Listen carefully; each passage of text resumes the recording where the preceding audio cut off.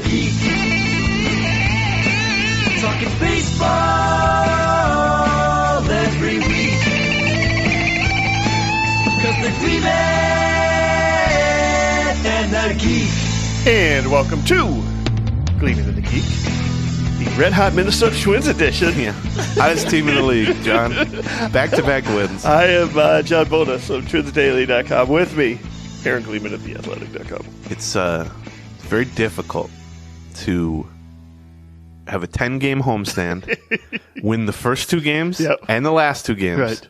in pretty fun and enjoyable fashion. Right, yeah. And then go 5-5 on the homestand. It really takes a lot of effort to do that. It's like, it's And to have the worst of the series be against the worst of the teams. Yeah, well, that's true too. Well, lose 3-4 versus Tigers. That's probably true too. too. Of course, that's true. It's interesting. Like, I think the Milwaukee series was a lot of it was a mini series, two games, but it was a lot of fun. Correa hits the walk off, all that.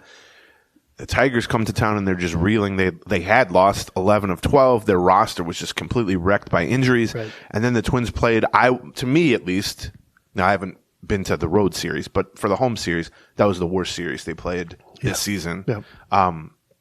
And not just because they lost 3 out of 4 to a team they should have probably taken 3 out of 4 from, but just because they were just lifeless. They were just mistakes, and they didn't hit. And when they hit, they didn't pitch. And Detroit was the only game they won was that 2-0 bullpen game. Right. And I don't think Detroit was that didn't feel like a win. impressive at all. It's not like you go, well, you got to hand it to Detroit. They were undermanned, but they came through and I wasn't impressed by Detroit. And we talked a little bit on the Patreon on Monday, I think, after that series, and we were at sort of a low point of our mood was pretty low. And we were not alone, by the way. Rocco Baldelli. But then they go and lose the first 2 to Boston, and that's I would agree. Put a pin in as the low point of the season. I agree with you. Literally, because they were 2 games below 500, which is their worst record this season, but also just emotionally. Yes. Baldelli, we were relieved to have a mailbag on Wednesday, so we didn't have to actually talk too much about, and that's also when the news came about Buxton. Right. So that after the second loss to Boston, which would have been Tuesday, Baldelli was basically sick of it.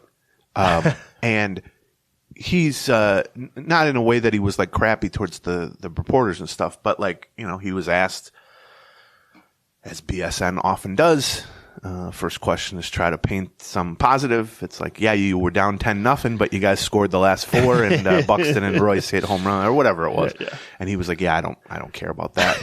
I don't even want to talk about that game. There's nothing good to talk about. And then to your point, that day pregame actually was the big topic of conversation was Buxton and his knee and his not playing center field. And we'll talk about that a little bit, I think, on this episode, but we did on Wednesday's Patreon, which if anybody doesn't know, if you're just listening to this show, hi, thanks for listening. This we call the free show. It's every Friday, once a week. We also do usually Monday. Once a week? Yeah, usually once a week. Not next week, probably. Yeah, we should probably more on that in a second. The programmers note about that. Yep. We'd also do Monday morning and Wednesday morning shows exclusively for Patreon subscribers. It's Patreon, patreon.com/Gleeman. And the way that works is they're commercial free, a little deeper dives into specific games. We do some mailbags. We have some guests, that type of thing. If you like this show, I can almost guarantee you will like that show, possibly even more. We do a complete recap of the season series. Yeah, a lot of that stuff. Yep. And they're $1 an episode. But so the weekend series. We talked probably 25, 30 minutes about the Buxton situation, and I read through some of Rocco Baldelli's full quotes about it and some of Byron Buxton's quotes about it.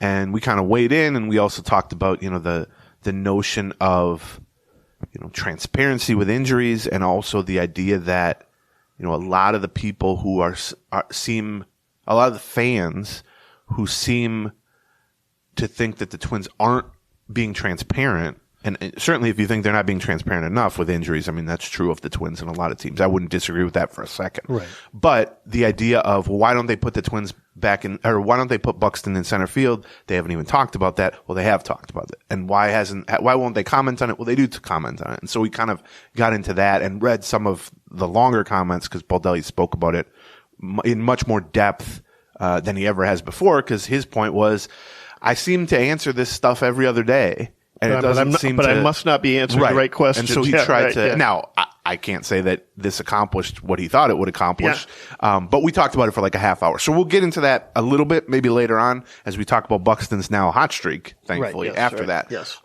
But it was the low point of the season, I think, literally and figuratively, Tuesday night, I would say, around midnight, probably would have been the low point of the season. And, I'm certainly not going to sit here and make too much of coming back and just winning a couple games against the, Red Sox team that's probably a second tier playoff contender, not unlike the Twins, perhaps. Well, and it's not like they faced a couple of aces in games 3 and 4. Although the Red Sox lineup, in part because of the Twins, but before this series even has been, it's a pretty dangerous lineup. It's a good lineup. They've been playing pretty well and certainly offensively. And so I think Wednesday's win was the kind of sigh of relief in that clubhouse and probably from us and the fan base too, of like, all right, well, at least they got the win. Now, it wasn't easy. No, it was not. 10th inning walk-off and a horrible call on the Michael Taylor play, and then Farmer comes through in the next at-bat and all that. And then I thought yesterday's afternoon's game, the Thursday afternoon game, we're recording this Friday morning just in case anybody cares, was more kind of like, all right, let's put our foot down here and actually play well. And it's hard you couldn't really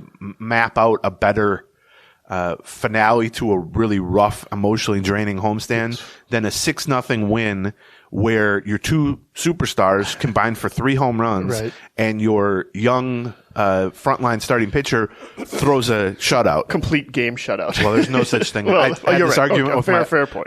I had this argument with my editor. So you're not the only person in my life my pedantic nature annoys. But I said, is there something other than a complete game shutout? And he thought about it and he said, you're right, but also you're being kind of a dick, which I think is probably the theme of this show. I mean, you can still throw a shutout, but it has to be then it's a multi-pitcher shutout. You can't have a pitcher throw a shutout. Well, yeah, but it's also not the Twins' first shutout. It's the Twins' first shutout from one pitcher.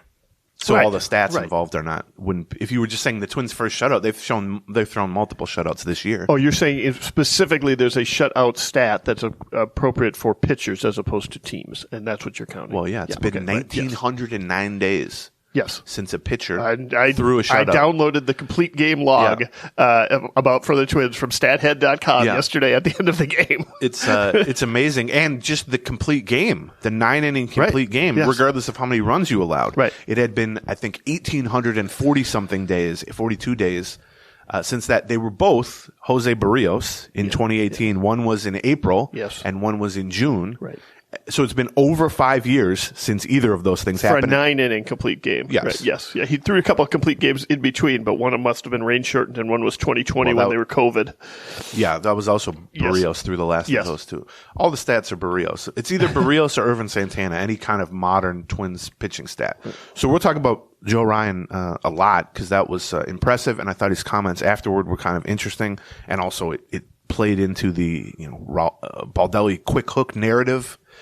I did joke as Joe Ryan is sitting in the dugout between the 8th and the 9th innings at 98 pitches. Right. And then he comes out and he gets... I was wondering how many pitches he had when he went in. Because by the time I was paying attention to exactly how many he had, it was 109 pitches and he had, I think, 2 of the outs or one of the outs. So he comes back out and he gets a big standing ovation from the Target Field crowd, and they play Fire on the Mountain again for a second time, which I thought was kind of cool. And then with 1 out, and he's at 105 pitches or whatever, and he's just cruising. Oh, he threw 13 out of 14 pitches in the 9th were fastballs. So he was just like, go ahead and hit it. I don't care. And he was still getting swings and misses. But that's what you can do when you score 6 runs. Right, exactly. That's something we talk about with starting pitchers and the quick hooks, and with relievers and the sense that they're just in danger constantly. There is zero chance that he is out there if it's a 2-0 game. Yeah, I think that's probably true.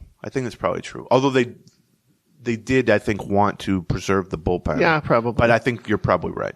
But I thought the funniest part, or potentially the funniest part, was with one out, Emilio Pagan just starts kind of getting loose in the bullpen. I saw that. And what happens in the press box is one of the PR staff will announce who's warming up for either team just at all times. Right, yes. So they'll be like, anytime somebody warms up in the bullpen, the PR staff just jumps on and says, that person warming up in the bullpen is Emilio Pagan. Right, number 15, Emilio Pagan, or whatever it is.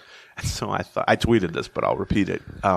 I thought Emilio Pagan is warming up. Rocco Baldelli now has a chance to do the funniest thing in the history of baseball, which is let Joe Ryan get 2 outs with no one on base and like 108 pitches, and then just stroll out and take him out and put in Emilio.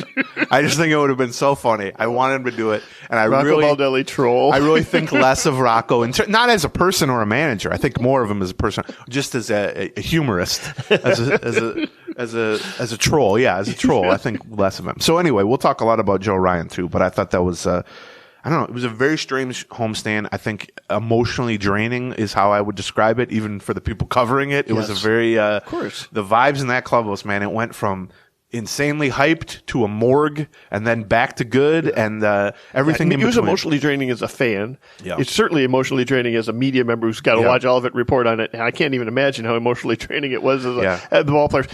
It was one of those things where I think there were some comments about this from Rocco after the game about like, I mean, that this is baseball. You know, we go from the lows of of the middle of this homestand to the highs of this homestand. And that is just, almost, it's hard. It's hard for us to remember ourselves that this game just changes day to day to day. I mean, it's certainly hard for you and I. We were as low as we didn't want to even talk on Wednesday. That's why we had a mailbag. It's true. I mean, I think I say this a lot. That's why we're relieved to have a mailbag. Sorry, two things Baldelli likes to say is we do this every day to a lot of questions about momentum and this and that. And he'll often say, not in a mean way, but he'll say, we do this every day. Right. Yeah. And then something I think is true, and we repeat a lot here and try to kind of tether yourself to the middle, is teams and baseball teams especially, and certainly the Minnesota Twins over the years, they're never quite as bad as they look at their worst, and they're never quite as good as they look at their best. And so when you're going 1-5 against Detroit and the Red Sox in the middle of a homestand, and everybody's pissed off, and the baseball's bad, and the record's below 500, and you see the division lead in a division you should be winning by 8 games, you're in danger of giving it up. And you just think, when will this team ever win a game again? This team's going to finish in last place. This team's not going to make the playoffs. And then 2 days later, when they have a couple of nice wins against another middle-of-the-road contending team, you go, well, here we go. They're back at it, baby. And I think it's important to be like, I try to just do this in life in general. It's just, I don't say this as like, I'm better for doing this. It's just how my brain is built. It just doesn't, like, when you're doing like radio, there's like audio levels. And if you're on the radio or even on a podcast and I were to scream into this microphone, it will cap. It will cut off the top of your audio because it's built only to sort of have a certain spectrum. And I think that's kind of how my brain is. And I think most of the time that pays off. Now you might ask the person who's been dating me for 10 years if my inability to fluctuate within that is good. But I think for being a Minnesota Twins fan, it's not bad. And so, it's especially when you're talking to the manager and the players before and after these games, and you're walking into a clubhouse after they've lost 5 out of 6 and guys are just distraught, and you realize like, you need to ask them questions and you have to take seriously what they say and you need to write about it. But there's a part of me that knows deep down, well, they're going to show up here tomorrow at noon. And they're just going to have a different vibe. It's just going to be a slate cleaned, not because they chose to do that, just because there's 162 of these things. And if you don't do that, good and bad. I mean, if you come in after every win and you're just completely through the roof, you're going to lose a lot of games after that, and you're going to be really confused. And the flip side of that is true too. I mean, I think they desperately needed those 2 wins against Boston. But and it's tempting then to, from that, go, well, those were 2 huge wins. It's going to be the start of something.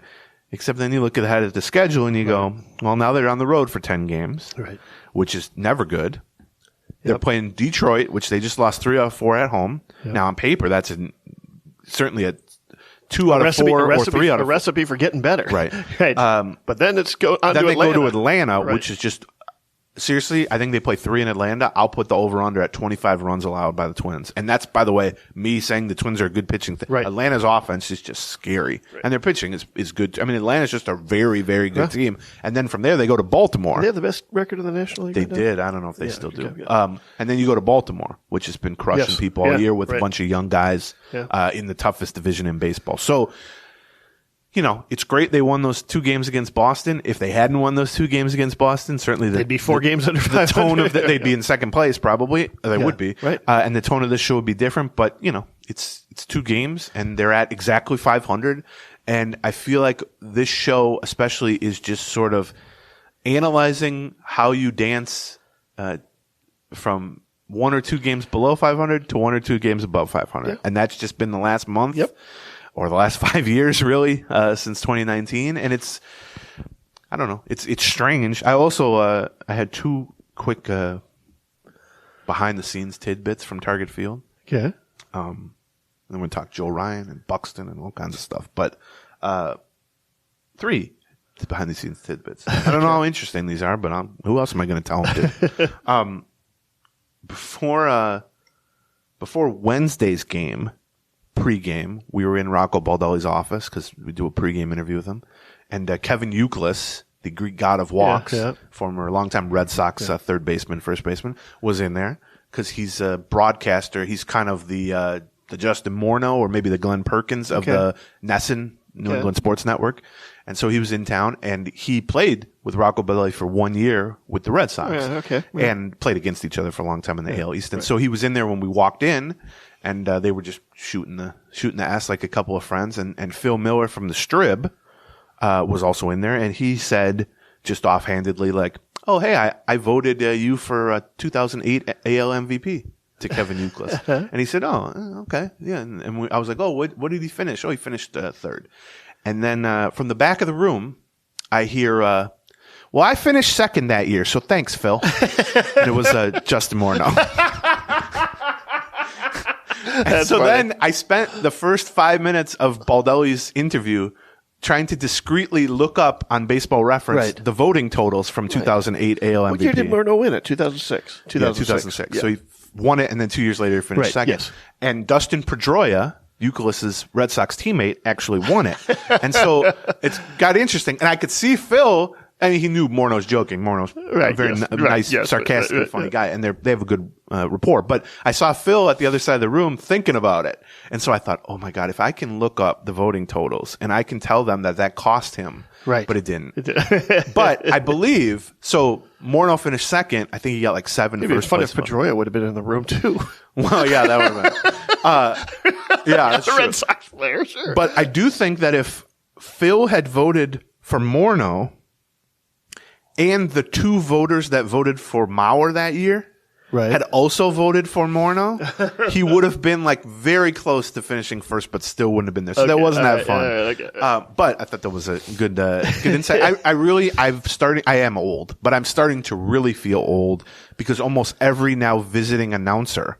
Right. I mean, much like Perkins, Plouffe, and Morneau are the new Twins announcers, the current Twins announcers. It's like Kevin Youkilis or Detroit was in town. I mean, not only are those guys we talked about or wrote about, those are guys we talked about on the podcast. How about these are guys I wrote about as prospects? Kevin Youkilis was a guy I touted as an underrated prospect. I know. And so now they're old announcers. Like Detroit was in town, and one of their announcers is Craig Monroe, the left fielder who actually played for the Twins. And I just think, are you even retired?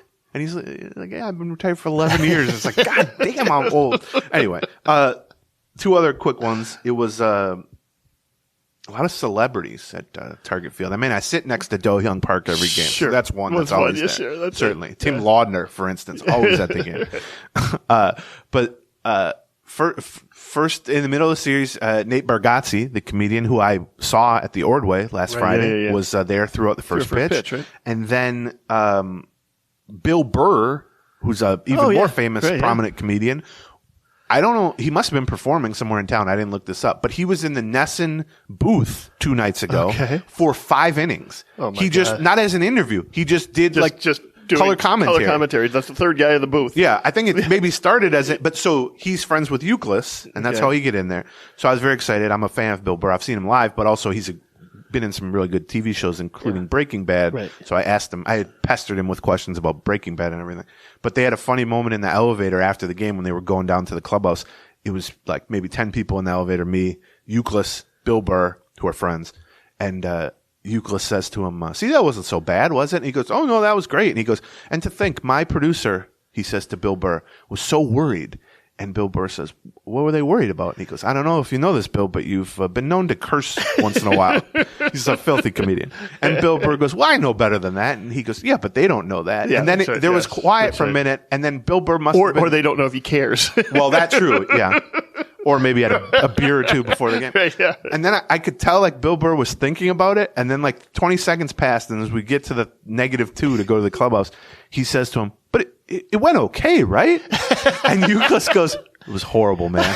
And he just walked out the elevator, and I thought that is a very funny, because he clearly, anyway, it must have gone well because he was there for 5 innings. Yeah. For any fellow Breaking Bad fans out there, did you watch Breaking Bad? I have not yet. I've seen lots of clips. So for any Breaking Bad fans out there, will only appreciate this, but I asked them about the scene where they lay on top of the giant pile of money, which I'm fascinated with. So I asked them about that.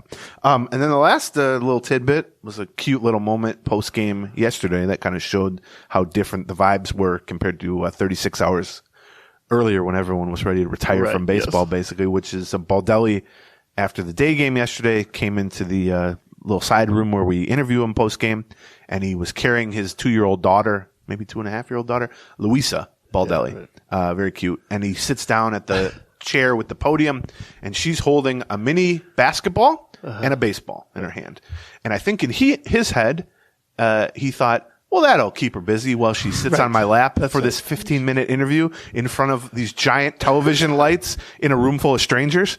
And she lasted. He's got to know better than that. I mean, that's the first Anybody bad who has traveled with a child on a plane knows that every distraction lasts a full 45 seconds. Even me, I was like, this will never work. You have to come up with 300 distractions to get through a plane flight. Baldelli made a lot of good decisions Thursday, including keeping Joe Ryan, and not a great decision. But so then she started like talking. She was just talking or, wanting to hand him the baseball. Yes. So he puts her down and he said, Uncle Doe will play with you, because Doe Young Park is and Doe stood there as if a police officer had told him up against the wall. That was his demeanor. He just went, I'm up. Nope. Best. I love doing that to people who have he has no children. He was like, what?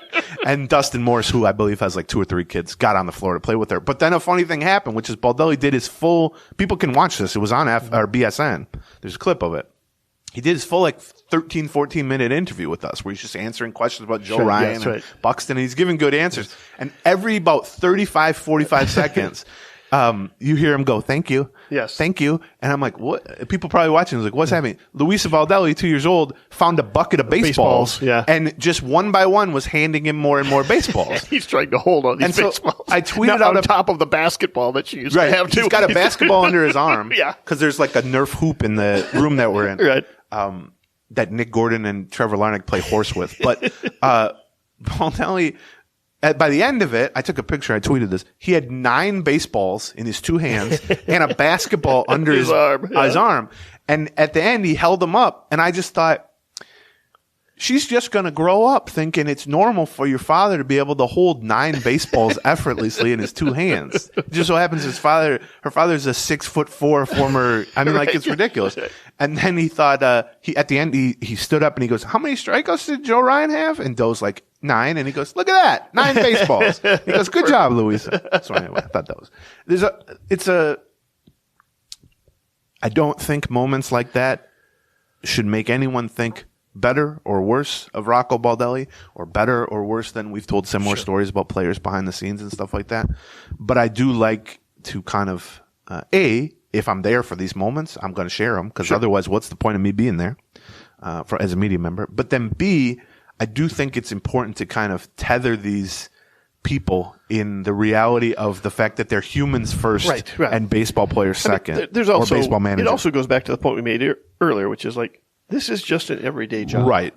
It's not, his daughter was just there. Right. And he thought, I'll bring her into the post game. Not because he thought this is going to be the most important post game interview I've ever done, just because he thought, well, I do 162 of these. Right. So it's like, take your daughter to work day. It's like if you're working in an every office, day you're looking for something to switch it up a little at the office. That's definitely you know true. what I mean? Somebody Tuesday when it was bad, and I would have had someone arrested for bringing a child into that interview room.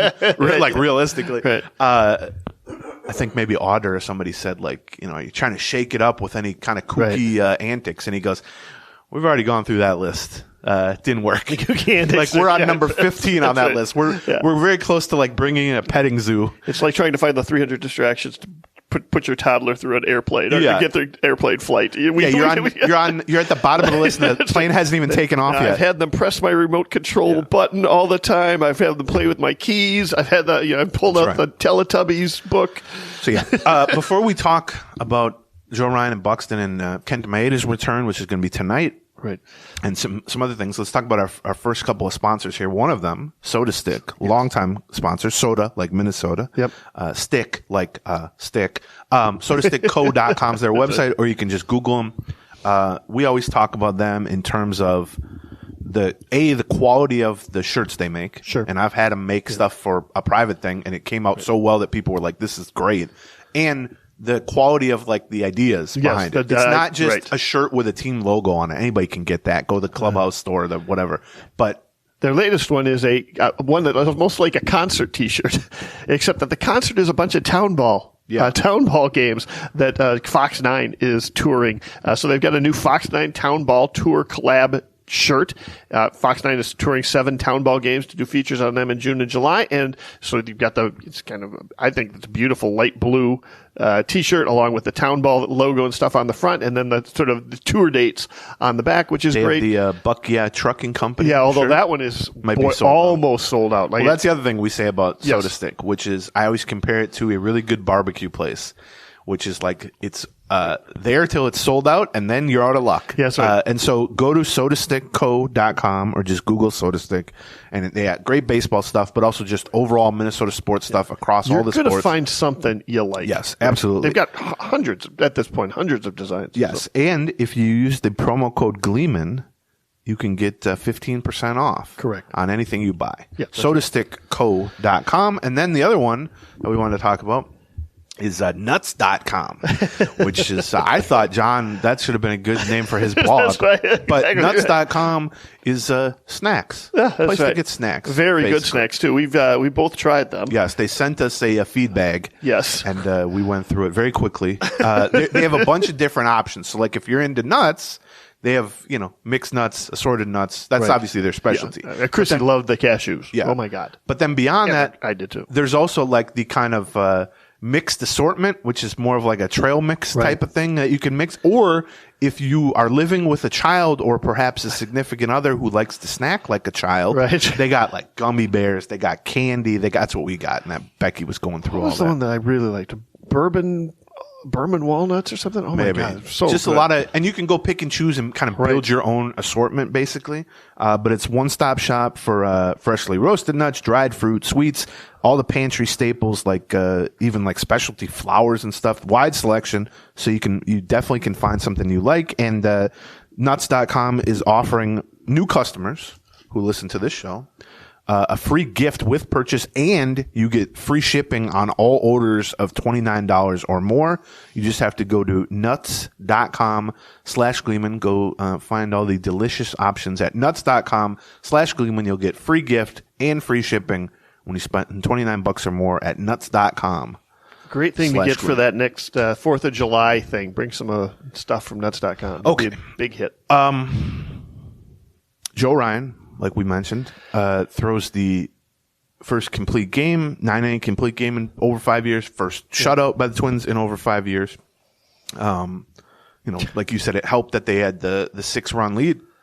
It kind of, made it autopilot-esque, I think, from a managerial standpoint. Although we did ask both parties afterward, Joe Ryan and Rocco Baldelli, like, what was their conversation between the 8th and the 9th? Like, what was the... And Joe Ryan said that all Baldelli told him between innings was, hey, be efficient. Yep. In other words, you're at 98. Yep. I'm not going to tell you you're not going to go out there. You're definitely going to go out there, but you ain't going to 130. So don't putz around here. And he came out and he threw 14 pitches, 13 of which were fastballs. Right. and mowed him down very easily. 112 pitches, which even in the year 2023 is certainly a manageable number. Yeah. And they were very low stress pitches, I would say. There were very few base runners. It wasn't a close game at any point because Buxton and Correa hit all their home runs so early. So it was, a 4-run lead immediately and then a 6-run lead after 4 or 5 innings. The story early was the Twins offense suddenly exploding. The story the rest of the game was, and after the game. He was, it was just really impressive, obviously. Anytime a guy throws a shutout, that's not breaking news. But I thought it was interesting within that, the Red Sox have a really good lineup that's been very hot lately, including a lot of damage against the Twins during this series. Right. And a lot of good left-handed hitters, which once upon a time was a big issue for Joe Ryan. Even last year, but certainly 2 years ago, or when the Twins got him, it was, this guy's really just a fastball pitcher. Then he started working on a slider, and he had a changeup that didn't really work all that well.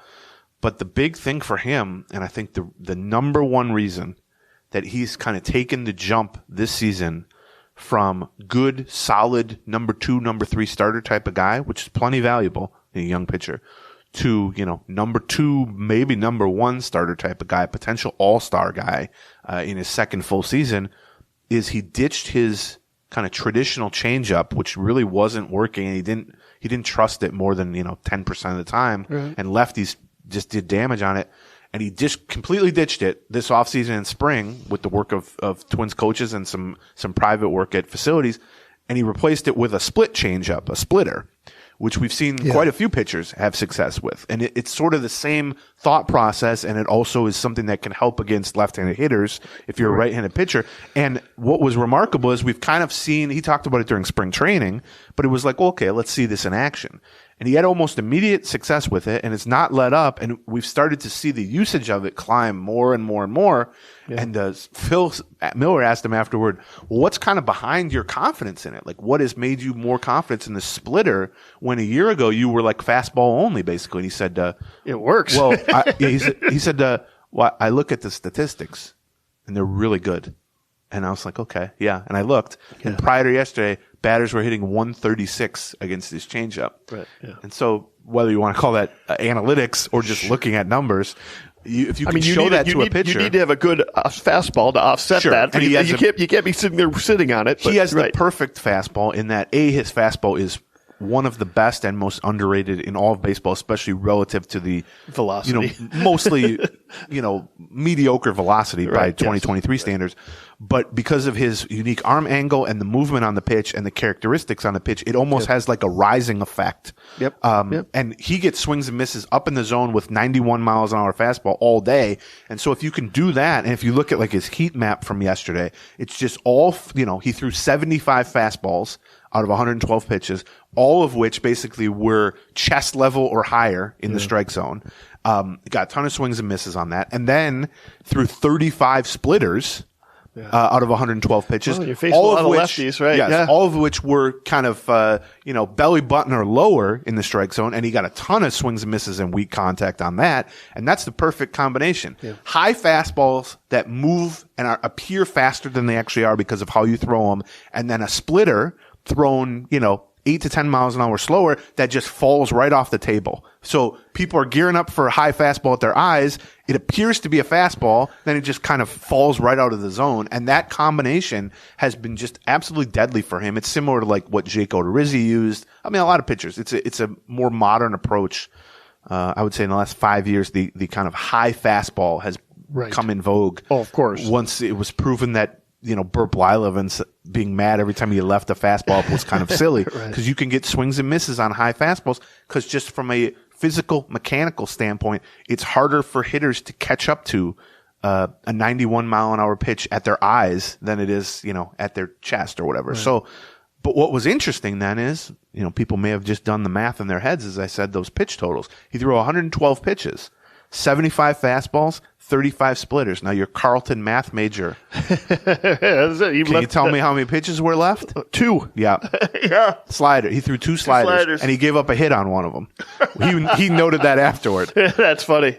And I hope it was to a right-handed hitter. I think it was. I think it was Justin Turner's first hit, maybe. I'm not 100% sure. But he has thrown and he has tweaked his slider to be a sweeper in addition to the slider, and it's actually become a better pitch. Right. But I think what happened along the way was last year the slider was a big development for him, and it really helped him take a smaller step forward last year. And I think what happened is his slider's still pretty good, especially to right-handed hitters. It's not a great pitch against lefties, though. Right. No. And I think what happened He rarely is. was that he had developed this slider and tweaked it enough so that it was at least an average-ish breaking ball to pair with his fastball and have more success. And then somewhere along the way, he tweaked his changeup to become a splitter, and it just took off. And he got to the point, I think, over the last 3 or 4 starts, and certainly in this last start, where he just thought, well, screw the slider. Right. I got something really cooking here with the splitter. And there are going to be times against certain lineups where you need all 3. Right. But yesterday was not one of them. And he's kind of become what Pablo Lopez has been prior to this year. I mean, it's a changeup versus a splitter, but either way, the result is the same, that you've got a change of velocity that plays against the opposite side. And when you've got, we always say a starting pitcher has to be a 3-pitch pitcher, right? But really what we're saying about that is you have to have one fast and one slow pitch against each side. Right. And so if the same pitch, the slow pitch isn't usually effective against each side. Correct. It moves left to right or it moves right to left. And either way you'll often see, especially from a starter, like you said, you need a good fastball, whether that's a 4-seam, 2-seam, sinker, cutter, whatever it is. Those are all, in my mind, fastballs.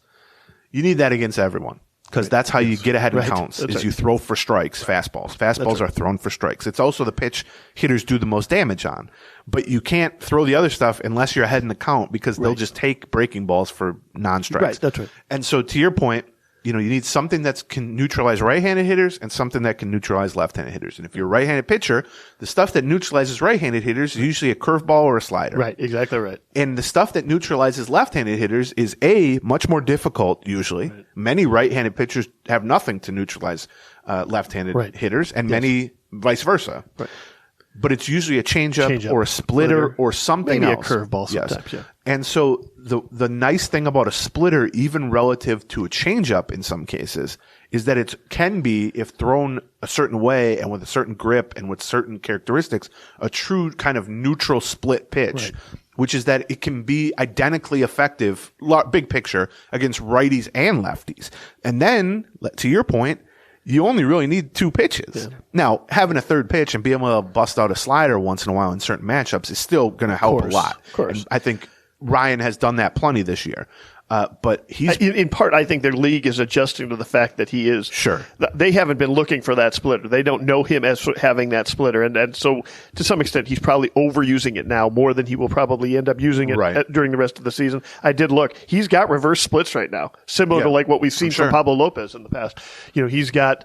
I will say, though, he's actually better against the opposite-handed even when pitchers. He was primarily a fastball guy and people had a lot of skepticism of him or his upside in general going back a year or two, he fared much better against lefties. Everyone feared that being, 75% fastballs and throwing him at 91 miles an hour, he's just going to get chewed up and spit out by left-handed power hitters.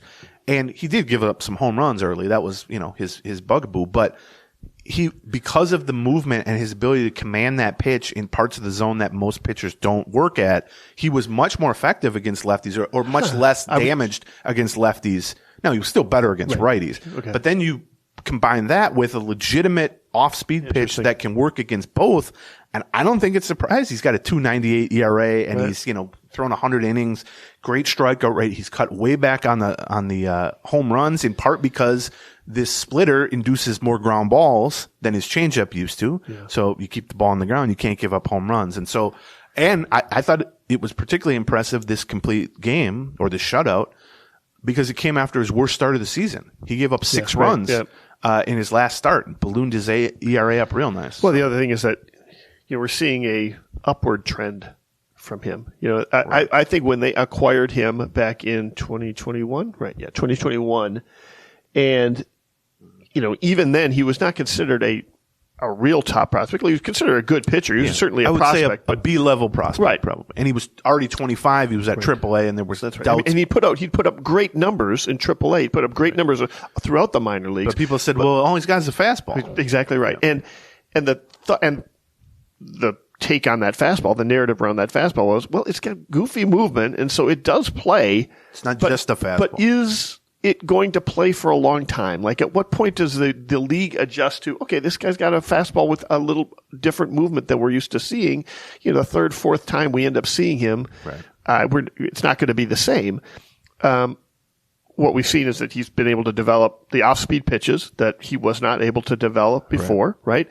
And that, to some extent, they're still having problems seeing the fastball. And this is a year, almost 2 years into... His fastball's as good as it's ever been. Right. I mean, if you look at, like, leaderboards for certain metrics, like just, you know... I mean, you can look at, like, batting average against, but also just whiff rate on that, and then, you know, run expectancy on individual pitches.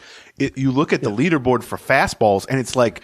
all the guys who throw 99 miles an hour and then Joe Ryan are the lead. And that is deception and movement and command and the oddity of his water polo-esque delivery. And that doesn't mean that his fastball has gotten better or worse. It can also mean he's just got the off-speed pitches to offset the fastball so that they can't sit on the fastball anymore. You can't just purely key in on that. And I was talking about this with somebody from the Twins the other day, which is, you know, everybody wants a exceptional pitching prospect. You want a guy who it's like the dude from LSU now who I just watched last night, who's going to be the number 1 or number 2 pick. He throws 102 miles an hour. He's probably could be in the majors right now. Strasburg, you know, example of that. But I think more and more, especially on the pitching side, more so even than the hitting side, it's give me this kind of moldable clay with a guy who's got talent. But, you know, like Joe Ryan, Joe Ryan was 24, 25 years old at AA and AAA, and people were like, he's good. But it's like, give me this guy who's got a good brain for pitching, who's got a willingness to tweak and try things, and he's smart, and maybe has a pitch that's kind of unique and outplays expectations. And let's see if we can kind of build from that clay something else. Let's see if we can get a better slider. Let's see if we can just ditch the changeup for a completely different type of changeup. And let's see that. And I think if you look at someone like Bailey Ober, he's an example of that. Joe Ryan is an example of that. Bailey Ober, you also got the point where we also think we can just add velocity to this guy, which is something that I don't think they're trying to do with Joe Ryan, because I don't think they want to mess with his fastball. He was throwing faster in the ninth inning than he did a lot of times last season. He's at a little velocity. But I think that's an example of, you know, kind of lab work that major league pitchers and pitching coaches call it, which is like we can almost reverse engineer a lot of this stuff if given the right tools and the right brains and the right kind of baseline talent. Is we can just build pitches. We can say this guy's got the ability to throw this at this mile an hour with this break from this arm angle, and if we tweak this and we tweak that, guess what? Now all of a sudden 6 months later, he's got a splitter that people are hitting 125 off of, and it's completely changed any narrative surrounding him being a fastball-only pitcher. It's completely, you know, raised his ceiling that he could have, and now all of a sudden, I know everyone goes, well, wasn't Falvey here to develop young pitching? Yeah. Joe Ryan's an all-star now. That wasn't supposed to happen. You don't supposed to. No, there should be more of it. It doesn't mean that you have to draft them to be able to develop their pitching. If you take a look at what Cleveland did while Falvey was there, these are not high draft picks. Not even that they weren't even in the organization. A lot of these guys that Cleveland ended up were guys that they traded for in AA or AAA, or not prominent prospects. That's right. And I was joking about this with one of the Cleveland writers, because they were talking about now a guy, I think his name's Gavin Williams, who they just called up, who's like their top pitching prospect. He replaced Tristan McKenzie, who's also someone they built into somebody, but is now hurt. And I said, I don't know much about Gavin Williams other than he's a, top 20 consensus prospect. I said, I'm just going to assume he's a pretty tall, white guy, right-hander from some small college. And they were like, well, it's not that far off. You look at Bieber, you look at everybody. They have a type, which is that if we can get, it's kind of the Corey Kluber type too from way back, who's another guy they traded for. They got him from San Diego. And he was not a top prospect, which Cleveland, they take these guys who are pretty big and strong, other than Tristan McKenzie, who's the beanpole. And they throw strikes in college, and they miss more bats than you would expect given their kind of mediocre velocity and stuff, because they have really good command and they're smart and they have the physical ability to add more velocity. And so then they get him they draft him in the 14th round or whatever. No one cares about them. 3 years later, they're at AA. They got a 140 ERA and they're striking out 14 guys per 9 innings. And people go, well, how the hell did that happen? Well, I'm not here to tell you the Twins are churning out guys like Cleveland or other teams. The Dodgers are very good at this too.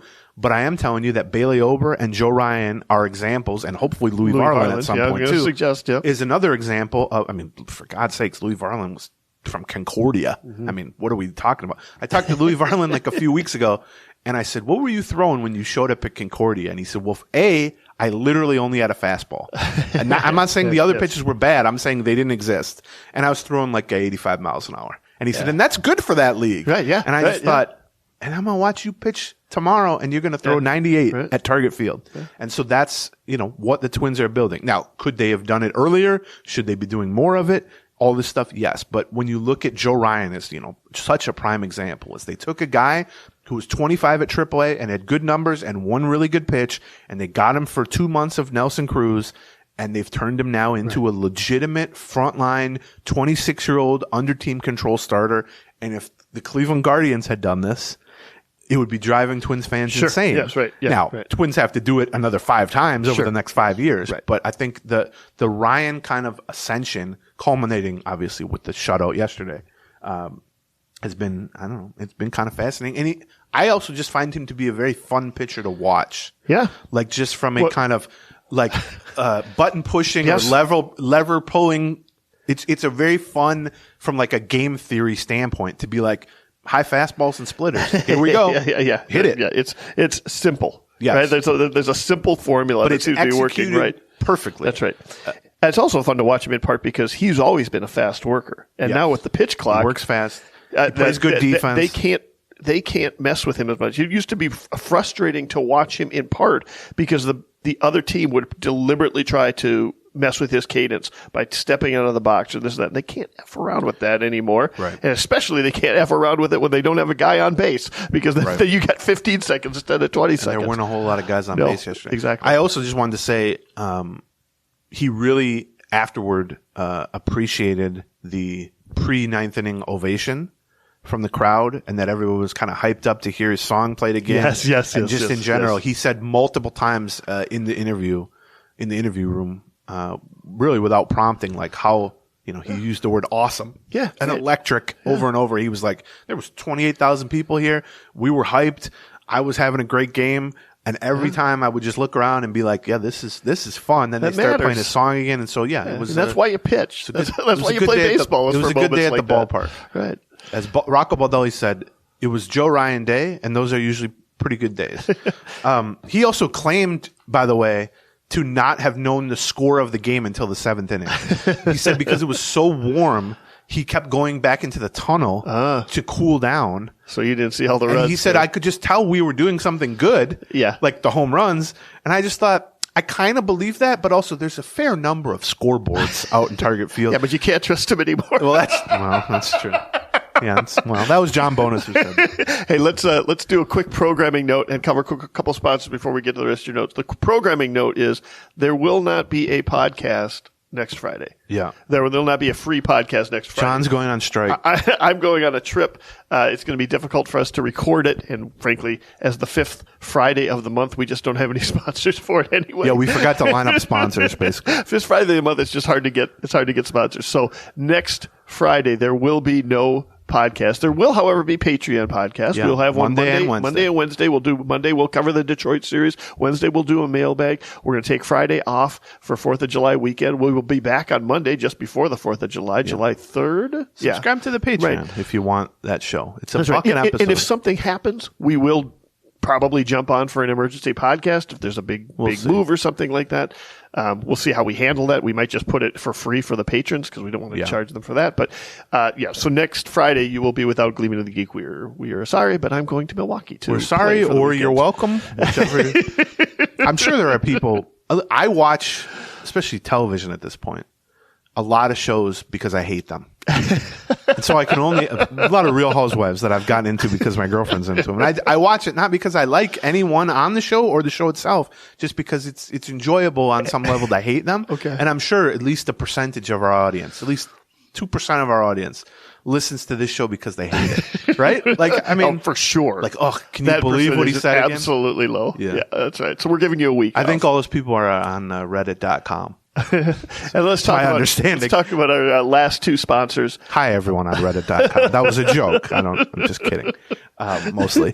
Our last couple of sponsors, then we're going to talk Buxton and some other things, is BetterHelp. BetterHelp, yep. BetterHelp.com. We've talked about this a lot before. They've been a sponsor for a while now. We've heard from people who have used it and liked it. And the whole premise of BetterHelp is you wake up someday and you've had a problem in your life. Something physical, something emotional. You're finally ready to talk about and some you think stuff. Today would be a good day to get help. And I can tell you, some days you wake up and that's the last thing on your mind, and that seems an impossible task. And once in a while you wake up and go, if I could do it today, I'd do it. Right. And the worst thing to have happen on those days, it's hard to do it that day. Is if there's like a barrier for entry. If you got to do go through a lot of hoops from an insurance standpoint, or you got to go call someone, or maybe you got to go somewhere in person and you're just not up for it. You got to research who to talk to. Right. The thing about BetterHelp is they can get you within like 36, 48 hours, set something up with a real licensed therapist who can specialize in the stuff you need help for. And the beauty, I think, is if you want to just do a video call, they can set that up. Yes. If you say, I don't want to be on camera, I don't feel like being on camera, you can do a phone call. If you are like me and you hate being on the phone even more than you hate being on video, you can just do a live chat where you're typing with someone. They will set it up to match whatever you're comfortable with. All you have to do is just fill out a brief questionnaire and you get matched with a licensed therapist and switch therapists at any time for no charge. So if it doesn't work out, it's an easy way to just try it. And it's also a little bit more affordable. Let therapy be your map with BetterHelp. Go to betterhelp.com/Gleeman today and you will get 10% off your first month. That's BetterHelp, H-E-L-P, betterhelp.com/Gleeman. And our last sponsor. Game Time. Yeah, Game Time. I wonder if Game Time has any Swiftie tickets available right now. I have 4. If you'd like to make me an offer. I do not. Now, it's going to have to be a really good offer because I'll be murdered for selling them. But I do have 4, and they're floor seats. I know. These are good seats. And I made the mistake of... We talked about your superhero ability to looking up the prices for these things, and it makes me want to sell them more. But if you are a person, whether it's Taylor Swift concerts, Twins games, stand-up shows, whatever, and Game Time app specializes in hard-to-find tickets and last-minute tickets. Right. So if you just wake up and it's the afternoon of a Twins game at night and you think, I want to get some actually good seats for this, but is it too late? John has gotten them as he's walking to the ballpark. I've got them across the street from the ballpark at the brewery. And I've been doing this since 2019. This is not a recent thing. So here's all you have to do. If you want to snag tickets without the stress, use the Game Time app. You download it, you create an account, use the code Gleeman, and you get $20 off your first purchase. Terms apply. But again, create an account on the Game Time app and then redeem the code Gleeman for $20 off. Download Game Time today, excuse me. Last minute tickets, lowest price, guaranteed. Okay. The Swifties, man. Whew. It's going to be a great weekend in downtown Minneapolis. We're going to the Pride Dabbler tonight. Yeah. Then we got the Swiftie concert, the next 2 nights, right? Friday and Saturday night. We've got boxing at the Armory, Showtime boxing at the Armory on Saturday. Okay. Jill Biden is coming to the Pride Festival on Saturday. I like the mix of the Armory boxing crowd with the Taylor Swift crowd. Especially because they're about 2 blocks apart. Yeah. You would think if it came to it, push came to shove, that the boxing fans would win, but I think they would lose. You been to a boxing match? Yeah, but not for a long time. Yeah, I used to go, I've been to boxing matches. I used to go to pro wrestling matches because we knew a guy who wrestled. Okay. And then I went to one mixed martial arts, which was a very sad event. I would love to go to a boxing match at the Armory. I haven't been there yet. It's one of the things I keep meaning to do, and I keep not doing it. I snagged 4 Taylor Swift tickets long time ago for my girlfriend and her friends. I remember that. I think you were at spring training when it happened, right? Yeah. And then I snagged Beyonce tickets a few days later. And then I got everyone Bruce Springsteen tickets. I don't go to any concerts. I just get the tickets. But I've held them. In part because I'm just too lazy to transfer them, but in part because I think they kind of have to treat me nice until I officially give them the tickets. That's right, yeah. And these women, how are they doing? This group of 4 women who I really love, I wouldn't describe them as nice to me necessarily. I would not. Really, no. I wouldn't describe anyone as really nice to me. Like anybody, right? This is what I draw in. Right. You draw in nice what to your mom, and you don't get along. Yeah, I don't. Hi, Mom. She's listening to this. Window cleaner. I thought that was my mom attacking the window. It's like, oh my God, she's here. Hi, Mom. But yeah, so I think tonight's the night I'm going to transfer over the Taylor Swift tickets. That's going to there we go. But then I wake up in the morning and it's like, are the tickets for tomorrow night or tonight? Saturday night. Okay, yeah, Saturday night. Okay, let's talk a little bit about Byron Buxton here. So we're not going to, like I said, we talked about this in great depth on the Patreon show Wednesday at the beginning of the show. If you want to go hear that. And you can test the Patreon for free, by the way. The archive is free. You can go listen to it. Yeah. Give it a try. Patreon.com/Gleeman. So we were not going to go back into that. This will just be the Cliff's Notes version of that because there's been developments since then that are worth talking about. But the Cliff Notes version of what happened earlier in the week was Byron Buxton was in a deep slump after coming off the IL. I think 0 for 16 with 10 strikeouts. And, was it a low point for the team, a low point for him? And he just mentioned sort of casually pregame Tuesday, but he happened to say it on the one day where all the television cameras were there. Right. That, I was, doing some workout in the outfield yesterday, Monday, pregame. Did some throwing, caught a couple of fly balls, nothing crazy, just kind of. Right. And the idea was sort of like just to kind of switch things up and maybe get out of a slump. Nick Paparesta, the trainer, told him, go out there and break a sweat. Why not? Right. Let's do it. As Buxton said, I was sick of just living in the batting cage because as a DH, that's all you're working on. That's right. And so the television cameras and the television reporters, because they're not there every day and they haven't talked to him about this every day and haven't heard from Rocco Baldelli every day, thought, well, that's something, right? That must mean he's kind of working towards getting back to the outfield.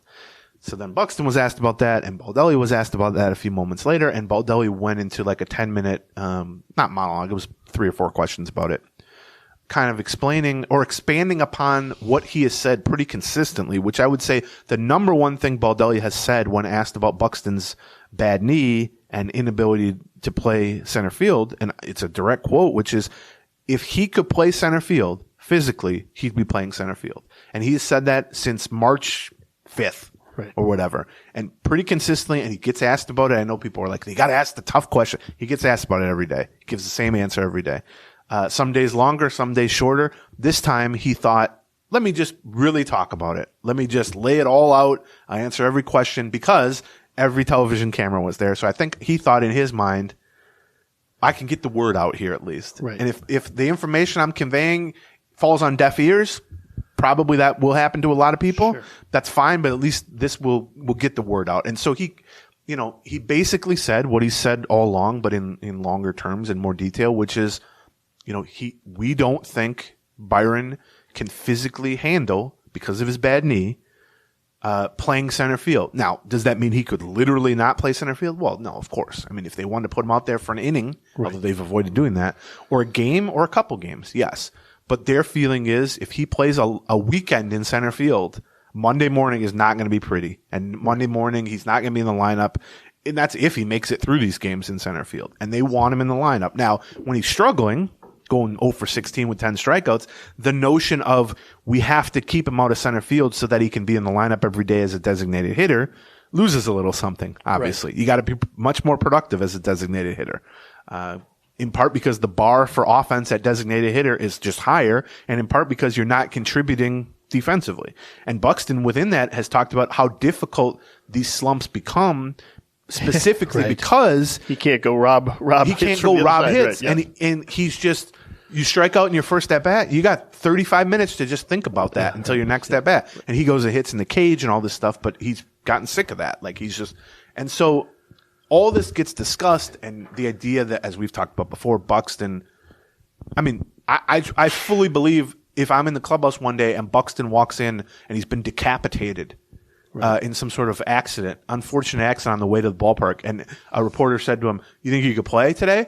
He would say, oh yeah, I'll be in the lineup. Sure, yeah, right. And so that's fine. It's similar to Sonny Gray last week saying, oh, I've never been removed from a game and agreed with it. That's fine. That's a perfectly reasonable and not uncommon attitude for an athlete to have, is I play through everything and I never want to be removed from the game. Right. But when you're 100% on that, Right. The manager and the team is going to have to make decisions that run contrary to that. Correct. Because it's not 100%. Right. Yep. If Sonny Gray never thinks he should be removed from a game, well, obviously there are times when he should be removed from a game. Right. Yeah. And so anytime he is removed from a game, he's going to disagree with it. Buxton, much more extreme example of this, which is that, I've been there when he... As a player, you have that luxury of saying, I'm going to play no matter what. Right. And actually, the manager does not have that luxury. There were times last season when he had difficulty walking from the entrance to the clubhouse to his locker at the back end of the clubhouse. Right. And then he would play that day. Last year. And we saw it. It took a lot out of him. He ultimately got shut down. And one of Baldelli's points is, I'm willing to come across as the villain here, as the bad cop here. You have to be. That's your job. Because, like we just said, Byron will never say he should sit out. Right. Byron could be limbless and headless, and he would say, lean off today? Playing center field today? And so someone has to make those Black decisions. Knight in Monty Python. Yeah, that's good. But then beyond that, Baldelli's other point, while he was talking about this more in depth on Tuesday, was, I don't love talking about this every day. It's not a pleasant topic. It's a frustrating topic for everyone involved. But if this keeps Byron from having to talk about it every day, great. That's what I'm here for, in part. And so I thought that was really interesting. And, well, because Baldelli knows all too well how frustrating it is as a player to have to talk about this stuff all the time. Former elite center fielder with incredible tools who was just not on the field enough. Right. He knows that.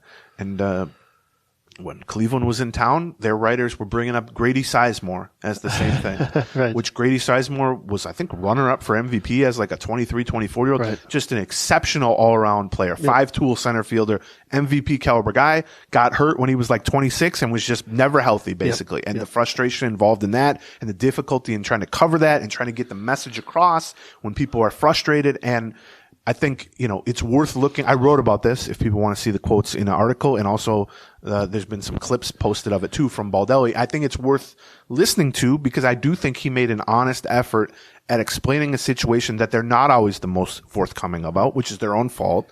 But one of the key things he said is that essentially Buxton's kind of just treading water health-wise, this was the even last at thing. DH, right? So 2-3 questions back and forth about why isn't he playing center field? How's his knee? All this stuff that we just discussed. And then Chip Scoggins from the Star Tribune said, well, is there any hope that he's ever going to play center field? And Baldelli initially said, well, yeah, I'm holding out hope for this season. I'm not optimistic. I'm not pessimistic. Just is kind of what it is. And then he also said, physically, he's essentially treading water just as a DH right now. He's not any closer to playing in center field. He's not any worse than he was necessarily, although I might push back against that just watching him from the eye test, but okay. But he has not progressed to the point where they can start to say, as they hoped would be the case. The plan was, or the hope was, he's going to begin the year, as they stated in spring training, he's going to begin the year as a full-time DH. They didn't put any sort of timeline on it. They didn't say, May 10th he's going to be back in center field. But the hope obviously was, if he can kind of ramp up slowly, stay in the lineup as a DH, be productive, get the knee feeling better, come May, come June, come whenever, he can at least transition back to center field. But his knee has not improved to that point. Right. He's, if anything, I would argue the same or slightly worse as purely a DH, which is not a great sign. And I get 100% why that is frustrating to fans. Fans with injuries want to hear, and I'm the same way, you want to hear, oh, he'll be back in 6 to 8 weeks. And then at the 6-week point, you go, is he ready? And at the 8-week point, if he's not ready, you go, well, what went wrong? He's not ready. But we've learned over the years that those are just estimates. I mean, think, if you're listening to this, think of an injury you've had and the timeline you were given. Was it the day of the timeline it hit and you felt great? Or maybe there were times when you healed quicker, you healed later, whatever it is. And I very much get the human tendency to want to know certainties about uncertain things. Of course. With injuries. Right. Especially when you've got an offense that's struggling and you're trying to come up with ways to make it better. And, especially when it seems like, we talked a little bit about this during the last month of slump. So often the guys who are hitting have not been the core guys. It's been some of the new call-ups, right? And you're just trying to find space for Matt Wallner to see if he can make an impact, or Edward Julian when Polanco comes back, or whatever. And DH spot is almost always a good spot. So, we are seeing, and especially earlier this week when we saw Michael Taylor go down with get hit in the head with a ball, right? And so we're not even sure who's going to be available to play center field. So it's natural to ask these questions to try and figure things out. And within that, have the Twins been as forthcoming as they should be? You can debate that. They certainly haven't been as forthcoming as they could be, but I think you're going to find a lot of teams and a lot of sports are that way. And so that's their own problem. That's they're to blame for that. I think they're trying to correct that. I think Baldelli specifically is trying to be more forthcoming and more willing to expand upon the issues. But it's a frustrating issue. It's something Buxton doesn't like talking about. It's something that, is not a fun thing to talk about. But within that, I think the frustration at times, to me at least, seems to seep into anger about the situation. And I think the sense that they're not being as forthcoming as they could be is part of that, obviously. But, we hear from people all the time who are like, why don't they just put Buxton in center field? Right. And no amount of trying to explain that situation. I mean, it's not an issue of being forthcoming. I mean, I've written 50 quotes, and we've talked about it on a weekly basis on the podcast. They've been consistent since spring training. If he could play center field, if his knee would allow him to play center field physically, he'd be playing center field. And then from that, people are like, well, what's the specific issue? Why hasn't it got better? But here's the truth. But that's the question. Here's the truth. Right. And the number one source of frustration and anger and resentment and any other negative phrasing that you want to attach to this situation, whether you want to point it at Buxton or Baldelli or the Twins, I certainly, if you're pointing at Byron Buxton, man, you're doing that wrong. But here's what I'll say. Here's the number one thing, and I'm going to curse on the page. It's not a Patreon. I'm going to curse. His knee's fucked up. That's it. You can talk all you want about timelines, and you can talk all you want about expectations and hopes and future and all that, but he had a bad knee last season. He got it fixed. They hoped it would be better at this point, and it's not better. And maybe he requires another surgery at some point. Maybe time off would help, although that he just took 3 weeks off. Maybe it's a matter of getting muscles around the knee stronger, right. etc. But right now, the source of all this, of the questions, of the uncertainty, of the sense that they're not being forthcoming, all stems from the fact that one of the best, most talented players in the history of the team, who at his peak, at his healthy peak, is as good as anybody who's ever put on a Twins uniform. And you feel free to throw that to the Preposterous Statement tournament. Right. It's true. Has a significant problem with a significant part of his body that has just not gotten better. Right. And, Twins fans 40 years ago saw this with Tony Oliva. Yeah. Twins fans, unfortunately, recently have seen this in regard to concussions with Joe Mauer and Justin Moore. Say also with or knees. Elbows or knees or bilateral leg weakness. Yeah. Yes. Yeah. And the Mauer example was great. Is a good example here. It's a negative example, but it's a good example. There are people still to this day who are like, I don't understand what was wrong with Mauer. I don't know what's bilateral leg. Well, yeah, he had knee surgery and it didn't get better. Now, they completely botched the handling and the messaging behind that. Yes, right. But anybody who's sitting here in the year 2023 saying that whole Mauer thing was pretty confusing, well, that's just because they screwed up the messaging on it. And I fear that the Buxton thing is trending in the same direction. But it doesn't have to be that way. And you can boil it down to, yes, it sucks. Believe me, it sucks. Yeah. No one wants to play center field more than Byron Buxton. No one other than Buxton wants to see him in center field more than Rocco Baldelli and the Minnesota Twins. Believe me. And Twins fans too. But they've determined that he's not able to do that. And I personally, having watched him now, I believe that. I believe watching him run the bases and just be gassed every time and take a minute to stand up every time he slides. And obviously the funks that he's gone through at the plate where his lower body is just not a strong enough base to really have a consistent swing mechanics. The solution to that is what happens if we played him in center field now? That's not going to make it better, obviously. Yeah. And so all of that, all the frustration that comes from that, and it unfortunately the frustration turns into even more negative emotions. And I totally get that. And I'm not saying there's anything wrong with feeling that way. But ask yourself this. Is all of this because a guy with a bad knee still has a bad knee and everyone thinks that sucks? And really that's it. And I think that is accurate. I mean, I think a lot of the frustration, I think to some extent, listen, there are absolutely aspects of this that we don't fully understand, right? There are more questions that could be asked if we want to get, and I'm sure, and the fact that we as fans don't know that stuff. Well, you don't get to know all of that stuff. You don't know. You get to know exactly what the issue is. Still be getting called a lower body injury. Right. We wouldn't even know it was a knee technically. Exactly right. Yeah. But at this point, if you don't understand the fact that he's got a bad knee and they are trying to get it built back up again, right? And that to some extent, the act of playing every day at DH means that he is treading water. Whether it's certainly not because that they're not working on it. At some point, you're just in denial. You just have this great toy that you want to play with, and you don't get to play with it, and it's frustrating. And so, I get it. I get the emotion attached to it, but at some point you just have to recognize, they're certainly working on it. Buxton is certainly working on it. Everybody wants Buxton in center field. Everybody, including Michael Taylor, would probably like Buxton in center field, right? But the fact is that he's not there yet. And that doesn't mean he's never going to get better. It might mean he's never going to get better. But I think the comparison we talked about on the Patreon that I'll repeat now, because I think it's a decent one, at least in terms of my analogies go, which is a low bar, is let's say you have a superstar pitcher and he throws 98 miles an hour and he blows out his elbow. Well, that sucks. You're without him. Maybe it takes longer than expected to come back from Tommy John surgery. There's a lot of frustration. There's a lot of anger. Same type of emotions. We might be seeing that. Right? Yeah, we have seen play out tonight. Liriano, same thing. Go back and read or listen to some of the stuff about. People were mad about that too. Yeah, right. Injuries. People don't handle it well, and I include myself in that because it's an unknown. It's a frustration.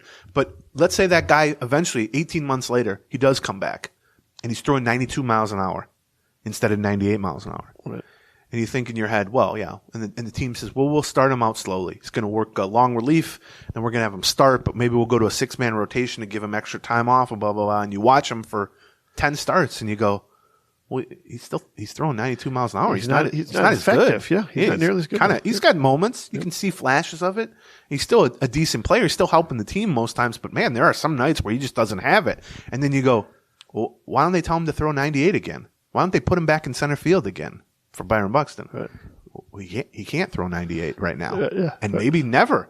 And that's the comparison that I would make here. Is it's not that people don't want him to throw 98 again. Right. It's not that people don't want him to be the full version of Byron Buxton chasing down balls in center field. It's just that that's not a possibility right now. Yeah. And acting as if that's not the case, as Baldelli said, we can talk about this all we want and we can say whatever we want, but that doesn't change the reality of the situation. And I just think that's what I keep coming back to. And it sucks. And I'll toss in one more analogy. I will be bummed if we never get to see him in center field again, just because I loved watching him. I mean, you'll see him in center field. He's going to play center field again in his life, but will he be a regular center fielder at any point? I don't know that I would bet on that. I think the other the analogy that I will make is, let's say you buy a car and it's got a 25-gallon gas tank, and you can drive on it.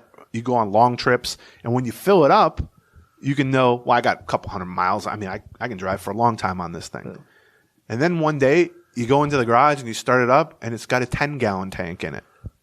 And then you think, well, man, I got to fill this up a lot more. I can't go on these long drives anymore. You go, well, it'd be much better if I had that 25-gallon tank, but you have a 10-gallon tank. And that's what I keep coming back to when I watch Byron Buxton, like in the LA series. He goes first to third a couple times. He swipes a couple of bases. And it's not that he doesn't have the gas to do it. Right. It's that the tank is empty a lot quicker every time, and you need to refill it every time with off days or time off and all that. And my fear with Byron Buxton is he's got a 10-gallon tank now, and it's never going to not be a 10-gallon tank now in terms of his ability to play center field. And, mixing the analogies, he throws 92 now and not 98. Could he go out and play a little bit of center field? Do I think eventually, if his knee gets no better, 3 years from now, I do think he'll be playing some outfield just because they'll come to grips with the idea that not playing him in the outfield isn't necessarily going to lead to him having anything but a 10-gallon tank, throwing anything but 92. So then you just adapt from there. But in the meantime, they're trying to do whatever they can to keep him productive, keep him helping the team, And for whatever you want to say, he's second on the team in win probability added. We saw the impact that he can make while streaky when he's on. And it's not as if there are a million guys who are crushing the ball other than Matt Wallner, who has plenty of spots in that lineup that he could take aside from Byron Buxton's spot. But yeah, I do think it's a legitimate fear of you're now a year into this thing or even further than that of his knee being problematic. He's had at least one surgery. He's had platelet-rich plasma injections on it during the All-Star break. He's taken time off, and it's just not gotten better. This is just the latest chapter of how do we keep Byron Buxton productive and healthy. Like they've tried in previous years giving him rest early on in the season. They've had, we'll play him sun center field, some DH. Now they've tried, okay, we're just going to have him in a DH all the time. Now part of it is, he's probably at a different place with his body and his knee than he was in 2021 when they tried this, or 2022 when they tried this. It has always been part of the frustration people have probably is that they keep trying stuff and stuff just doesn't quite work. But that, but you never get the player that you were hoping to have. But the problem there is that it assumes there is a answer that works. Well, that's right. And if it turns out, which it's certainly trending in that direction, that there is not an answer that makes it all work. Then you're just bashing your head against the wall over and over, and that's why it's so frustrating. I don't find any fault with people being frustrated about it at all. It's frustrating for the fans. It's certainly frustrating for the coaching team and the front office and for Buxton himself. Right? Yeah, think of and the other players. Last year, early in his career, when he was healthy, he played every day, but he would constantly get hurt.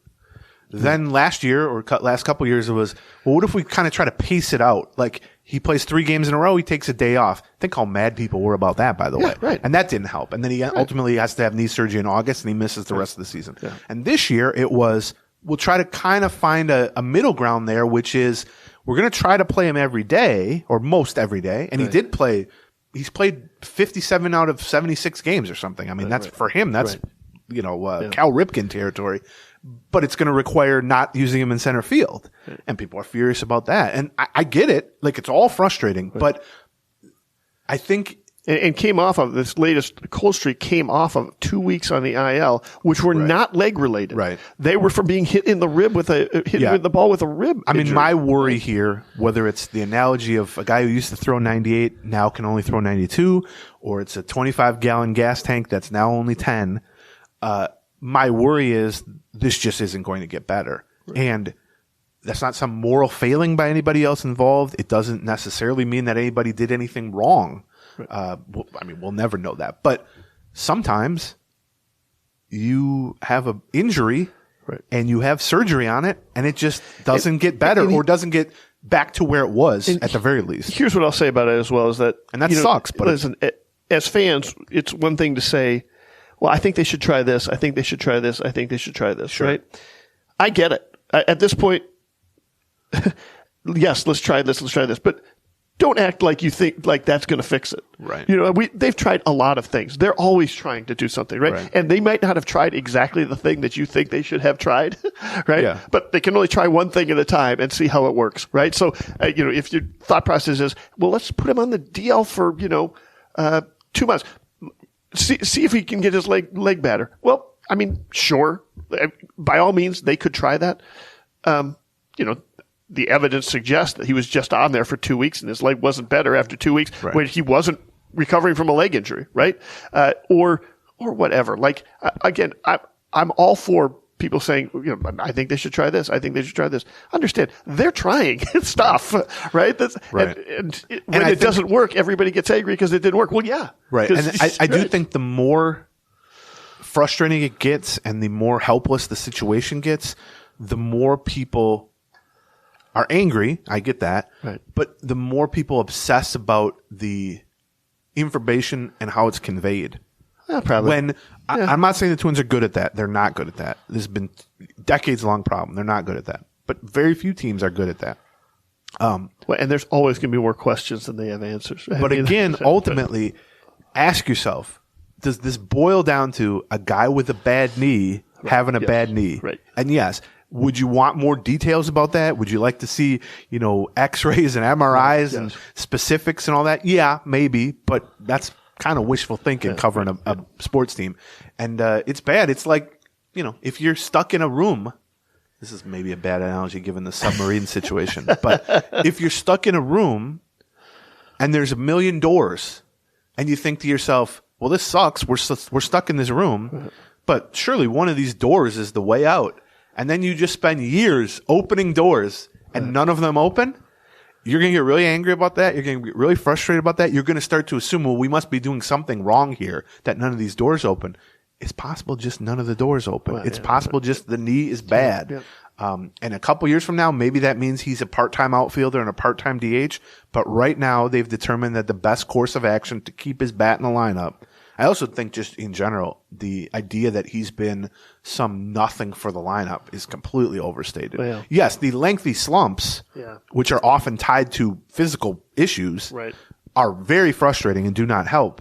But you look at the overall numbers for the season on this team, he's got a 115 OPS plus. Is that the greatest I've ever seen from a full-time DH? Of course not. Right. But a 115 OPS plus is a good, solid, above-average regular hitter at any position. Yeah. And within that, he's had a lot of huge moments. His hits have meant more than the average hits this year. Yeah. And so his WPA is good. His wins by replacement is going to be capped because he's a DH and he's not contributing defensively. But, and nobody likes to see somebody hitting 215 and he struck out a lot and he's had these long slumps. I'm not saying he's had a good season, even by his standards, by anyone's standards.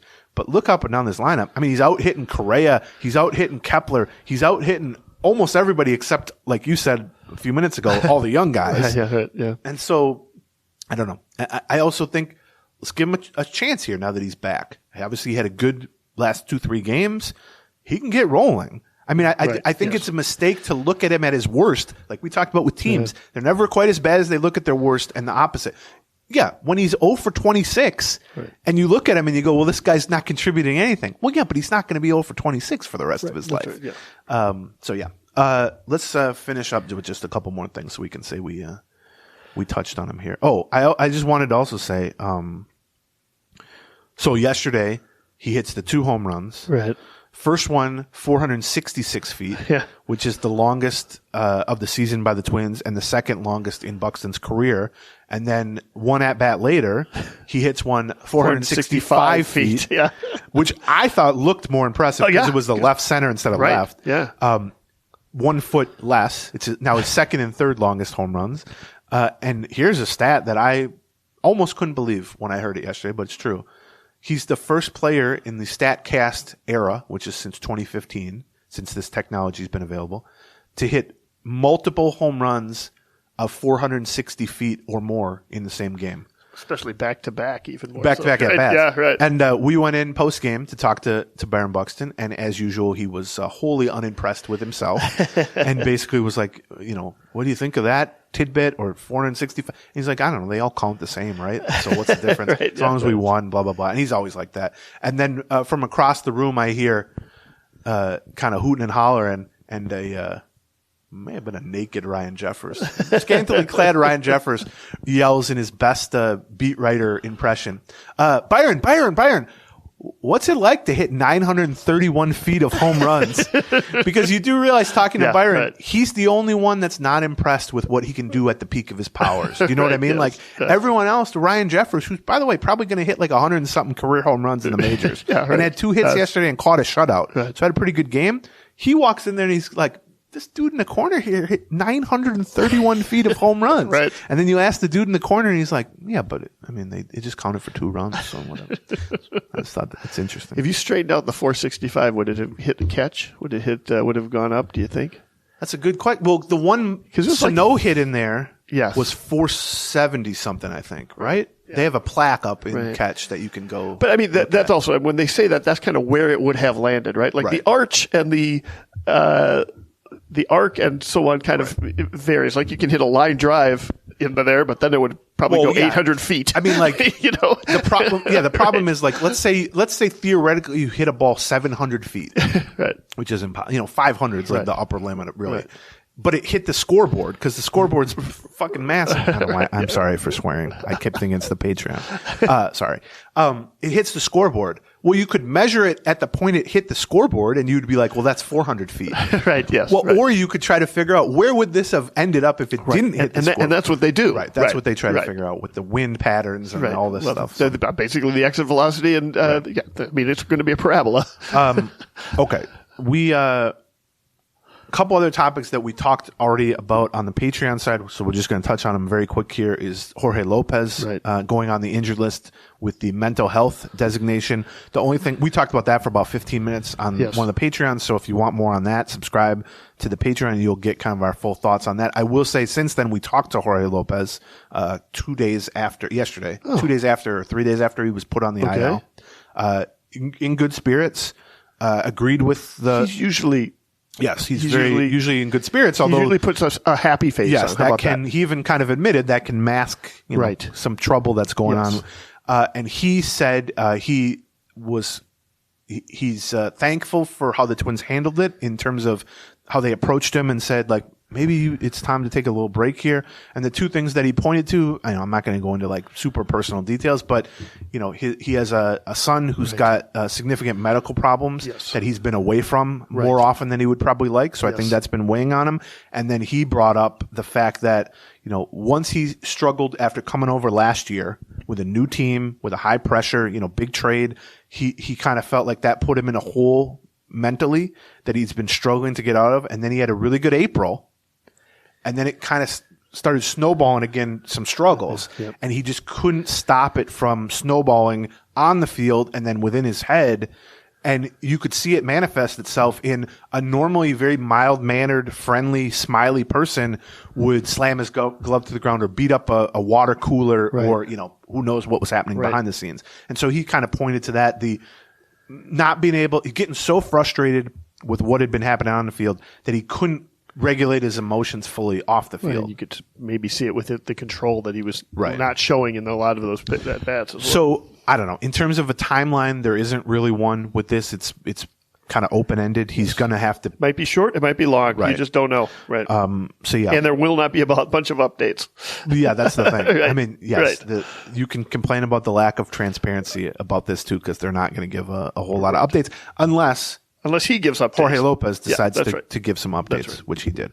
And then, let's see. We talked about Jordan Balzovic, who replaced him on the roster. I believe, I wasn't able to confirm this yesterday, I asked.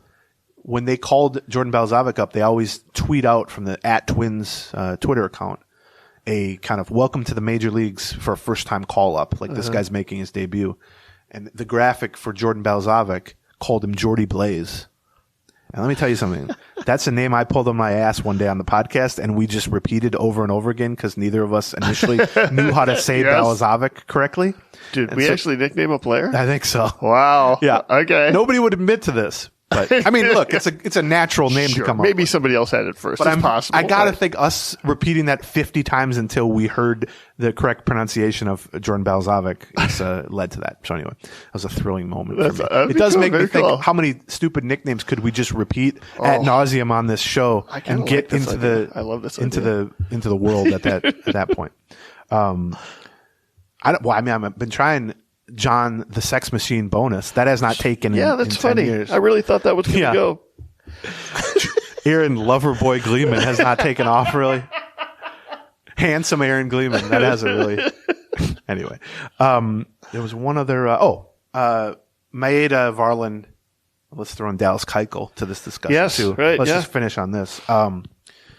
So they made official this morning what we had talked about and I wrote about too that was coming, which is, Maeda is going to return from the injured list tonight, perhaps by the time he'll have started by the time some of you are listening to this. So we're not going to, predict what's going to happen. I will say just in general, and I'm guessing you agree, but feel free not to, that I'm fairly skeptical, to go back to the gas tank analogy, that he just has a whole lot left in the tank at this point. I don't mind the idea of giving him one more chance at it.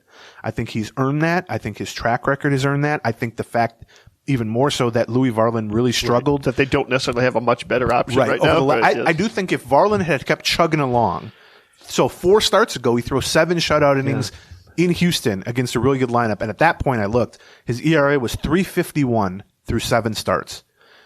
If he had kept kind of rolling along at that pace, had 2 or 3 really good starts since then, I think there was a decent chance that the Twins would have gone temporarily to a 6-man rotation to keep them in the majors alongside each other. One of the things that we've talked about on the Patreon was sort of how well a 6-man rotation would work out schedule-wise up through the All-Star break here, because that kind of lines up with off days. Almost all the pitchers not only would have gotten an extra day from a 6-man rotation, they'd have gotten 2 extra days from it, which is something this team obviously seems to value. So, I mean, I can tell you, behind the scenes, there was some talk about that. But I think, unfortunately, Varland kind of pitched his way out of that being a possibility. He allowed, I think it was 17 runs in 15 innings over the last 3 starts. His ERA for the season went from 3.5 to 5.5, essentially. And it just became a very straightforward decision to say, we're not writing you off as potentially making an impact in the second half of the season, or certainly in the future part of a rotation, which he's part of. But let's go back to AAA. You held your own in 10 starts. You had some really good moments. You had a couple of bad moments. Let's try to, kind of shore up some of the weaknesses, and you'll be back. And within that context, I have no problem whatsoever, giving Kenta Maeda one last chance at age 35 to do some things. And by one last chance, you're not saying one last start. No, saying, but I think, 3 starts maybe.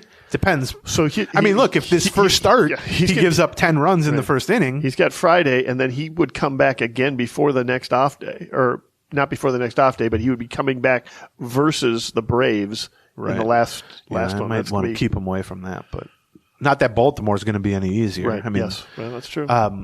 So yeah, I think I'm very curious to see what Maeda looks like. And he had some success in the 4 AAA starts he made. But I just think from a stuff standpoint, he's, 89, 90, 91, and he was never a hard thrower.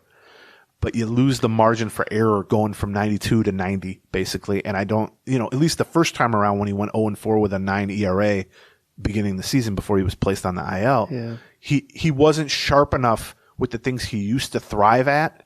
Throwing strikes, commanding his off-speed pitches, pulling the string from a, velocity change standpoint, pitch speed standpoint. He wasn't sharp enough like he used to be to make up for the lower quality of overall raw stuff. Now, maybe he was just fatigued because he was coming back from Tommy John, and he says he feels good and built up a little bit now. I think it's reasonable to find out what you have from him. He had decent results at AAA for the most part. His last start, where he went 80 pitches, a lot of walks. Yeah, he kind of ran out of gas at the end. Right. But so you got Maeda's now the 5th starter. You send Louis Varland back to AAA as now your 6th starter, so he's ready to go when needed. If Maeda struggles, if someone gets hurt. And then the Twins have also added a potential AAA starting depth in the form of Dallas Keuchel. And you might be saying, isn't he some old ass? That's no prospect. Yeah, he is. 35 years old. You may remember Dallas Keuchel from a few things, one of which is he won the AL Cy Young Award for the Astros in 2015. Right. 2, in 2017, he won a World Series alongside Carlos Correa with the Astros. Yep. In 2020, with the White Sox, he finished 5th in the Cy Young voting with a short year. Yes, with just behind Maeda, by the way. True, Maeda was 2nd, and he was 5th. Yeah. Bieber was 1st, Maeda was 2nd, he was 5th. He had a 1.99 ERA. Yeah. Don't look at his numbers since then. No. If you want to be excited about this. He had a 9-something ERA last year. He was cut by 3 teams last year. Yes.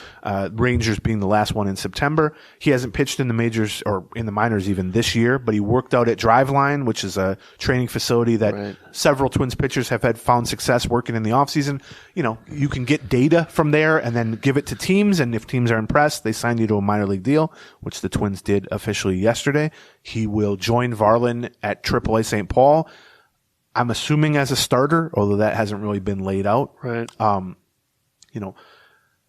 He's 35 and he throws like Maeda 89, 90 miles an hour. Right. And he's been a crafty lefty at this point. Yeah, I mean, he was a crafty lefty you are 10 years ago. He was always been a crafty lefty. Throwing 90. He's been a salad guy for a long time. Yeah, he's a heavy sinker guy, or was, and just didn't give up home runs and just got the ball pounded into the ground. He was a great pitcher for about 3-4 years there. I think the way to view this is, if Maeda kind of washes out here and Varland has to step back into the rotation, you're in good shape still. You got 5 starters, But Tyler O'Malley ain't coming back. Right. So that's out the window. Right. Bailey Ober, who was your depth along with Varland to begin the season, is basically like your third starter now, essentially. Simeon Woods-Richardson hasn't had a great struggled. year. Balazovic's now in the bullpen. Brent Hedrick's already up here, right? Is he still in the bullpen right now? I think he is. Right? Yeah, right. I would view this as them basically saying, we'd like to kind of replenish AAA depth. Now, if anything comes from that and Dallas Keuchel puts together a half dozen good starts and we feel comfortable putting him in the majors, that's great. But if not, it's at least somebody at AAA who's a veteran and maybe has some semblance of a floor that's an acceptable major league pitcher. Now, look, if somebody gets hurt or Maeda struggles, they're just going to need a starter, and I think he would maybe be in there if he's pitched well. The thing that most intrigues me about him is the possibility that he could be a left-handed reliever. This is exactly what I thought about when I saw it. I was like, well, I see where they would want to bring him in as a starter, kind of see where they're trying to build up his arm strength a little bit. But this team just doesn't really have a true left-handed reliever. They've got Moran, but Thielbar's out, but Moran is more of a reverse splits kind of guy a lot of the time because he also, similar to what we talked about earlier, changeup is one of his best pitches. Right. It makes sense. I think it would be basically if Thielbar isn't able to come back from the oblique, which he's already tried to and had struggles coming back from. And then didn't. Right. Then, it would be good to have a second lefty reliever, and Keuchel has always been death on lefties throughout his career. But, I mean, it's also possible. I wonder if he would have signed if he thought that was the case. Like, at some point, we'll maybe see. He wants to be a starter. I mean, you'll know by his usage at AAA. I'm assuming he's going to start at AAA. Yes. But they also, they screw around with roles in St. Paul. Like, yes, Balazovic started, but he was still being used as a reliever. Right. Yes, it's very fluid. Yeah, they're prepping guys for roles in the majors. I think Maeda's latest start wasn't even as a starter. No, I think somebody who mixed up with somebody else. 4 1/3. But there's Dallas Keuchel. I would have no expectations that he's going to contribute to the Twins. That's not why they signed him. They didn't sign him thinking 3 weeks from now he's going to be in the rotation. So cool. Calm down on that. I just think why not? Right. Like, how is he any different than Aaron Sanchez, who's in the rotation at AAA, a former, if he looks decent, you call him up. Okay. So that's the state of the rotation. We will have a lot more, obviously, reacting to how Maeda actually pitches. Yes. Monday morning. Yeah. We'd love to have you join us. It's just a buck an episode. Patreon.com/Gleeman. We would love to have you join us. Thank you to Game Time and to BetterHelp and to Soda Stick and to Nuts.com for sponsoring this episode. One last thing. I don't know why, other than maybe Dan Hayes wasn't here, so looked like I was alone in the press box. Okay. So many people during this Red Sox series stopped by to say hi. Came by to say hi. 1 or 2 a game usually. Somebody says hi to me or Doe or whoever it is or Dan. So many people and people like families. Like there was a father and a daughter, that's and awesome. He said, "Well, she's embarrassed about this, but she listens to the show too." And I was like, "Hi," and I just it really my heart is you can't be warmed, but as close as it could come to being warmed, it was thawed. It thawed out. Yeah, I was gonna say lukewarm. It really made me feel good because it's just not a high point for the Twins as a team, and there's a lot of frustration as we conveyed during the show about a lot of the aspects of this team, and probably a dozen different sets of people came up during the 3 or 4 games against the Red Sox, and just some of them said compliments about you, which I'm certainly not going to share. Sure. A lot of them just said we listen to the show, or said some kind of inside joke. Yeah. A couple guys just walked by and said the crow flies at midnight, which I once said was a code word to communicate. A couple guys said nice hair, which I'm sure the people around me just think is mean spirited, given the size of my bald spot. Right. But that's a little inside Patreon humor. So if you're thinking about joining the Patreon, I always describe it as like our little kind of private club for Twins Talk. Yes. So, all right. I just want to say thank you for everybody to stop by. Now, don't do it again. Don't come and talk to me. But the people who already did it, it was very nice. Again, just to remind you, we're not planning on a podcast next week, so you'll be hanging out for 2 weeks. But if you want to give the Patreon a try in the next 2 weeks, we'd love to have you. Bye bye.